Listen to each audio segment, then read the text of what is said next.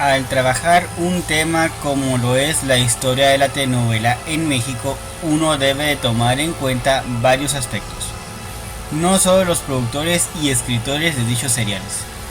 El gobierno en muchas ocasiones ha metido su mano en la empresa televisiva más poderosa de nuestro país, Televisa, razón por la que estas historias sufrieron cambios mientras estaban al aire.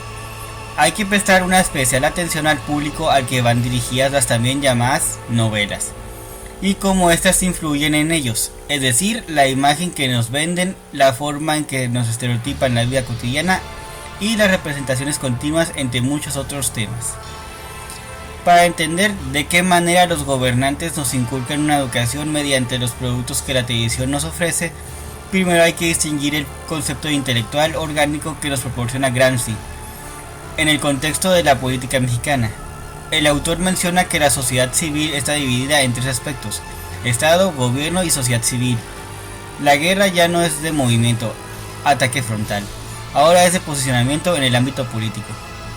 Sabiendo esto, surge otra cuestión: ¿cómo vienen estos sujetos a la sociedad y nos moldean la vida? La teoría de la civilización de Norbert Elias nos plantea un paradigma de concepto civilizatorio que es necesario conocer para saber cómo funciona el control social, en este caso el del Estado. El melodrama casero forma parte de estos modos de controlar a las grandes masas, dado que alteró la vida cotidiana de los pobladores. ¿Cómo entender la telenovela? Al plantearnos cómo ha sido el proceso de civilización en la población mexicana, hoy en día las personas están tan metidas en sus pequeños mundos, en sus rutinas, que no se dan cuenta de lo que pasa en el exterior.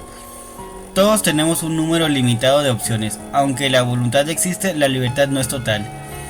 Así se conforman los protocolos sociales. Se quiere incorporar la idea de lo rural con lo de lo urbano, e intentar homogeneizar los patrones culturales, así como los imperios que utilizan la evangelización para conquistar a los pueblos en el nombre de Dios. Los gobiernos hoy en día utilizan los medios de comunicación para mantener a las grandes masas fascinadas y ocupadas. En México, el término hegemonía, la supremacía que ejerce el gobierno sobre el pueblo, adquirió un significado distinto debido a los 70 años de gobierno priista, los cuales tuvieron su influencia en la cultura política. Intentaron educar y movilizar a la población mediante los medios de comunicación, el cine, la radio y la televisión. Como dice la famosa expresión: buena televisión, buena audiencia. Aquí podemos ver que estos intelectuales inorgánicos eran quienes estaban detrás de las telenovelas y trabajaban dentro de los parámetros de lo aceptado por el gobierno. Lo contrario a lo planteado por Gramsci cuando habla del intelectual orgánico. Norbert Elias nos dice que la sociedad no existe fuera de los individuos, pero tampoco podemos concebir al individuo fuera de la sociedad. Sus integrantes están ligados por cadenas invisibles. Cada persona ocupa un lugar con relación a los demás, cumpliendo así una función, es decir, cada sujeto debe acomodarse en un contexto, depende de otros y depende de él. Es decir, cada sujeto debe acomodarse en un contexto, depende de otros y depende de él. Demostrando que las personas suelen absolutizar como naturales las formas temporales, las cuales son exclusivamente a nuestra cultura y época. Por lo que absolutizamos el concepto de familia. Todas las sociedades tienen los mismos patrones a construir sus grupos familiares o educar a su prole. El proceso civilizatorio supone una transformación del comportamiento y de la sensibilidad humana en una dirección determinada. Dicha transformación no es racional o planificada, dado que no sigue un plan previo, pero sí un orden peculiar, demostrando que las personas suelen absolutizar como naturales las formas temporales, las cuales son exclusivamente a nuestra cultura y época.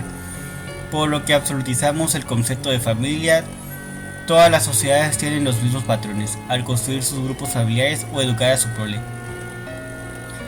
El proceso civilizatorio supone una transformación del comportamiento y de la sensibilidad humana en una dirección determinada.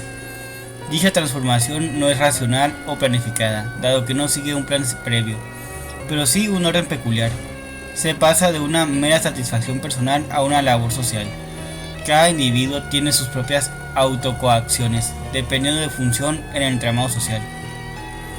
Es así como la burguesía, llamemos así a este grupo de empresarios y políticos, la oligarquía capitalista, establecen su pensamiento hegemónico a través de la coacción y el dominio ideológico y la reproducen a las bajas esferas, el proletariado. En los medios de comunicación retransmiten con más facilidad dicha ideología y cultura hegemónica a través de las producciones televisivas. La vida en las grandes vías de comunicación de esta sociedad exige estar permanentemente dispuesto a luchar y a dar rienda suelta a las pasiones en la defensa de la propia vida o de las posesiones contra un ataque armado. La televisión llegó al país en los años 50. A finales de década, la telenovela pasó a formar parte de su barra de producciones. Senda Prohibida fue la primera de estos seriales, en 1957. Las primeras producciones en este formato eran emitidas en horario matutino, que era cuando las amas de casa se quedaban solas en casa y hacían las labores de la casa mientras veían la telenovela, donde veían cómo se les escenificaba, siendo así como las altas esferas inculcaban un modo de ser en la teleaudiencia. Con los años se introdujo lo que es el horario familiar, llamado así porque cuando la familia estaba sentada a la mesa era muy usual que lo hiciera viendo la televisión. Así fue como se creó un género de melodrama que abarcaba temática para determinado sector, el infantil, el juvenil o el adulto, quedando definido así en qué hora se emitiría cada uno de estos seriales, y así evitar que el teleauditorio viera material no apto. Para lo que falta en la realidad se busca sustituto en los sueños, los libros, los cuadros. En el proceso de acortesamiento, la nobleza comienza a leer novelas caballerescas y el burgués va a buscar la violencia y la pasión en las películas. Sabiendo esto, pueden surgir muchas interrogantes. La más importante a mi parecer sería ¿por qué gustan tanto estas producciones? Si siempre es la misma historia, los protagonistas acaban juntos y felices, mientras que el malo acaba en la cárcel, muerto o loco. No es el final lo que importa, sino el cómo se llega ahí, es decir, el viaje es lo que se tiene que disfrutar, no la meta. Elías plantea la imagen del rico y del nuevo rico. Este último es una persona que no nació rica, sino que llegó a esa posición ya sea por su trabajo o cualquier otro modo. Al no nacer en esta esfera tienen una cultura distinta, desde comer con las manos o escupir en el piso. Al entrar en la también llamada alta sociedad, no saben cómo vestir adecuadamente o cómo comer. Para encajar en este grupo social hacen fiestas con el fin de presentarse.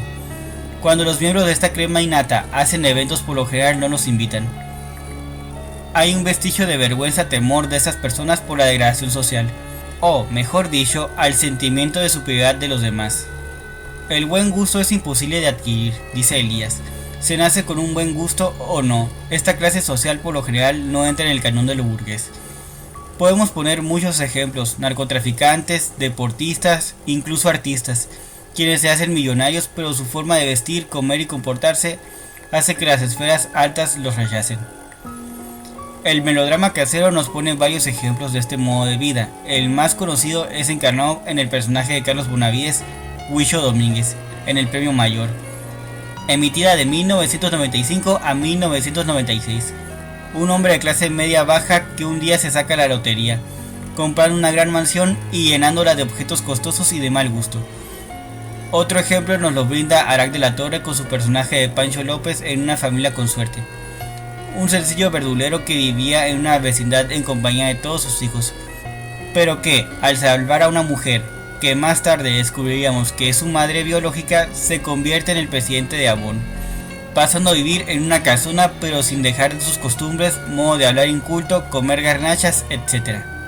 Elías aboga por la necesidad de construir nuevos medios conceptuales para dar cuenta de la realidad social, dado que pensamos y hablamos como si los objetos de nuestra reflexión, incluyendo a los seres humanos, fueran objetos inanimados, es decir, sin complejidad.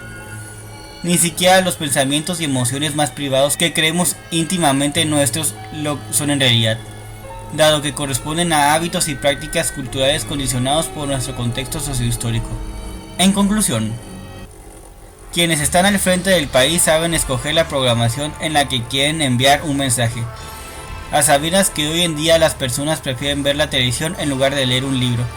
La sociedad elige lo que quiere en su mente, es decir, utilizan la autocoacción que nos plantea Norbert Elias para tener una idea de cómo regular las emociones y conductas de los pobladores. El individuo se incorpora a una sociedad y la interioriza sin dejar de ser diferente a ella. Este formato de producciones por lo general puede ser adictivo para las grandes masas. Muchas personas hacen a un lado sus actividades para ver su programa de televisión. En muchas familias mexicanas, ver la novela es considerada como toda una tradición.